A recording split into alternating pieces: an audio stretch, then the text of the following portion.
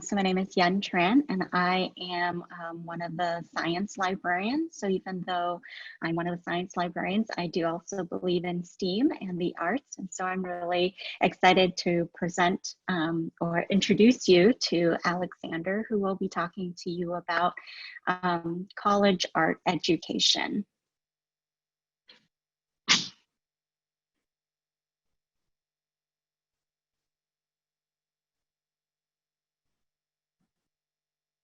Oh, sorry. Hi, everybody. Can you see my screen okay? Okay. And can you hear me? Yes, we can hear you. Thank you. So I will proceed. And hi, my name is Alexander Werdmuller von Elgg. I'm a Bachelor of Fine Arts in the pictorial major.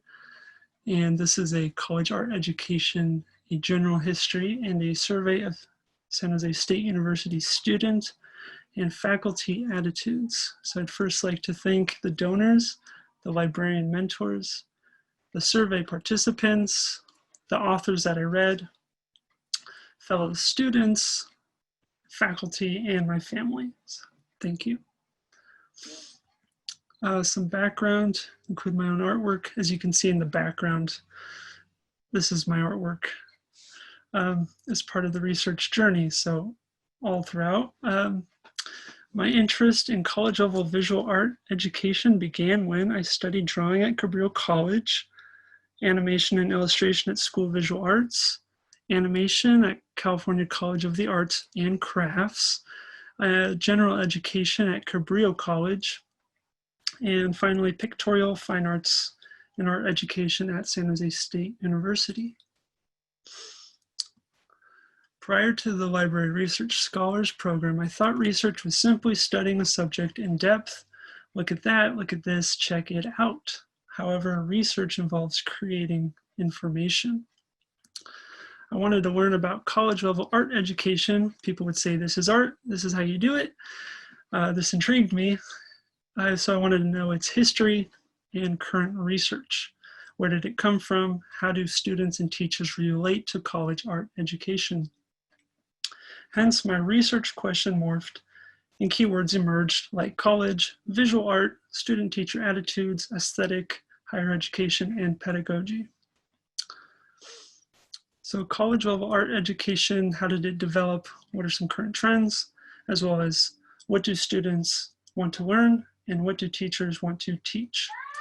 So this morphed into two categories, the annotated bibliography, which includes history, debates, and data. And then the other component is the survey of San Jose State University student and teacher population attitudes. So I gathered my keywords, deposited them into King Library's OneSearch, and read the results. And if any of you have done that before, you know 800,000 search results later, there's got to be a better way. So after filtering the results, collecting articles and dissertations into RefWorks, I accumulated literature on college level art education. After settling on most relevant results, I focused on 25 articles, research papers, and dissertations that spoke to my research question, which are summarized in an annotated bibliography, which you can read in the Scholar Works report. So the annotated bibliography, as you can see, 25 sources, and these are pictures I gathered of the authors. In the categories, I divided them into history, teachers and students, political, and the PhD in fine arts, just so I could present these topics. In the historical category, these authors mentioned art guilds, art academies, how you classify arts, fine arts, or crafts, and colonial art schools in India, specifically. The teachers and students categories focused on interviews, surveys, classrooms, and perceptions. So these were more of some of the details and more recent research into teacher and student perceptions. The political category focused on social context and themes in art which surprised me, such as formalism, art as a social service, and art as a spiritual practice. This was probably my favorite reading section. And lastly, the PhD in fine arts. Essentially, the PhD degree in fine arts is difficult to judge, and the necessity of it is questionable whether or not you really need to go that far in fine arts, but it does exist in the UK and Australia, but not so much in America. So the literature discoveries. Art education has long been debated, most exemplified by Funk. His dissertation really kind of shows that in America specifically. And issues include formalism, realism, abstraction, social context, aesthetics, and course structures. Ultimately, these are philosophical questions about the direction of art education. Who gets to learn it? What do they learn? What are some outcomes of that?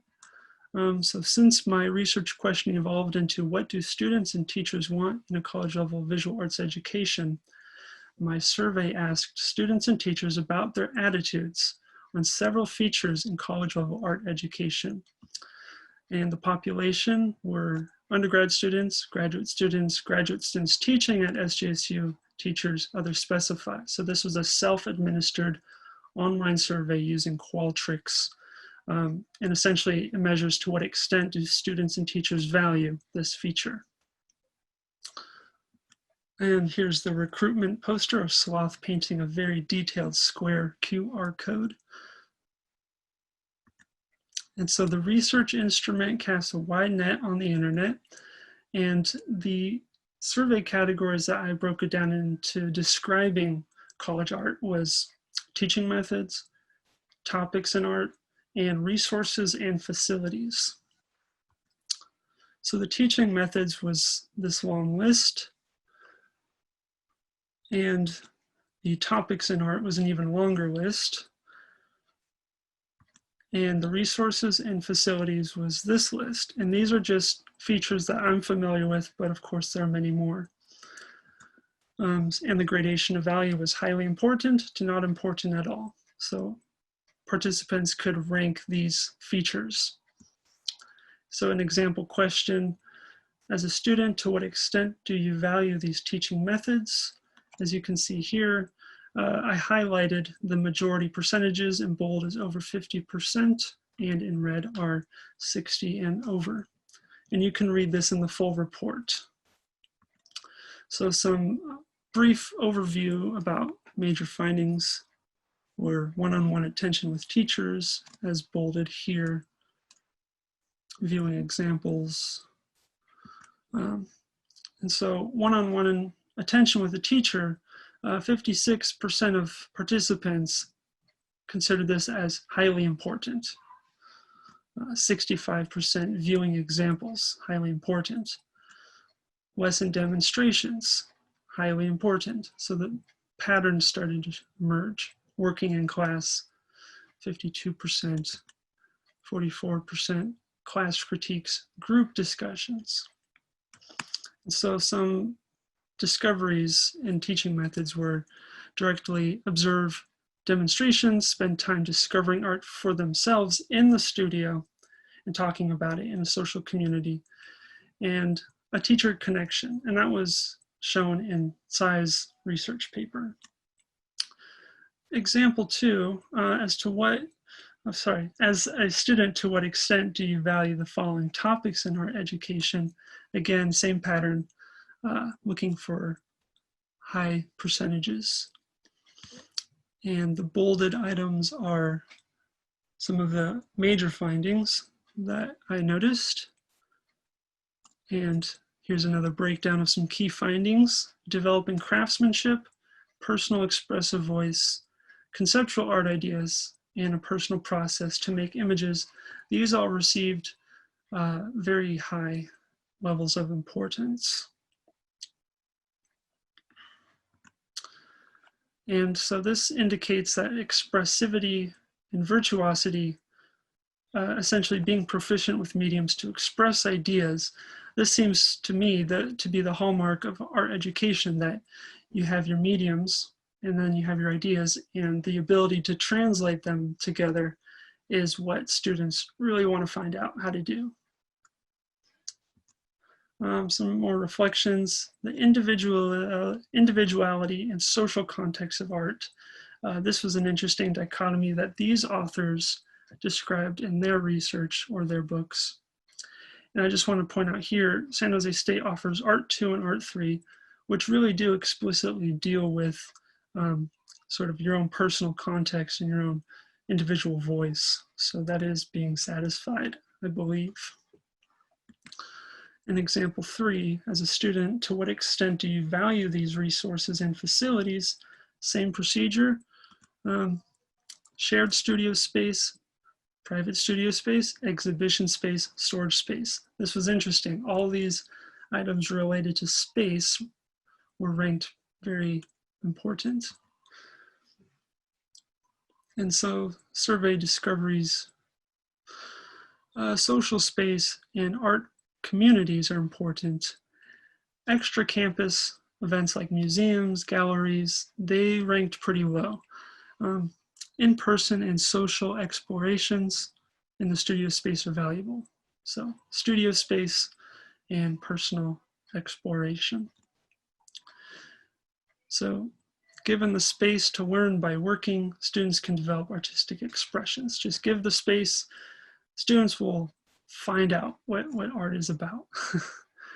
And many authors mention that the primary experience of discovery really is just the most important part of art. So for future researchers, this is for people who want to conduct research, find an achievable goal, whether it's in-depth interviews, make that, an achievable goal, and work in a time frame that is reasonable. Find out, don't overstretch it. Choose something that bugs you. For me, this bugs me, like I think about it a lot. So I'm compelled to itch it, and it's personally meaningful. I love art, I love my art teachers. And so in a way I want to be an art teacher. I want to do art as a profession and then teach others. And also write to somebody in the field with questions. So reach out to professionals and your colleagues, ask them about their insights into the topic, because a lot of the features in the survey I got from students and teachers just by having conversations and asking informally, what do you want to learn about? And so that's how that came to be. Some future research questions on art education. Research the specific vocabulary of the elements of art and the principles of design. Pools, she did a research dissertation that looked at the language of college level curriculum and started to measure it. And that was very fascinating. And so for me, I just want to know, how do these concepts come to be aesthetically valued and articulated in curriculum? Arthur Wesley Dow, he talks about these elements and articulates their importance. So who decides the aesthetic value of art is such an interesting question to me. Some reflections more. I value personal voice in art, craftsmanship, and social connectivity. That seems to be like 3 really important things that I saw in the survey and in the annotated bibliography and in my own personal reflections, that this is what I want to strive for as an artist, is to have technical skills, a unique idea, and then also have some connectivity to others, have it be approachable, or even ask people, have it show people and then have them ask questions about the artwork. So having a dialogue in the artwork. And kind of an open-ended question, how do you teach creative thinking and conceptual arts, or conceptual ideas in arts? And again, Art 2 and Art 3 really do, I find, ask these questions, like how do you go about thinking deeply about your own artwork? I know we're kind of short for time, so I'll just run through this. The lone genius and the collaborative artwork, 31% collaborative projects were secondary, so collaborations were kind of low in the data.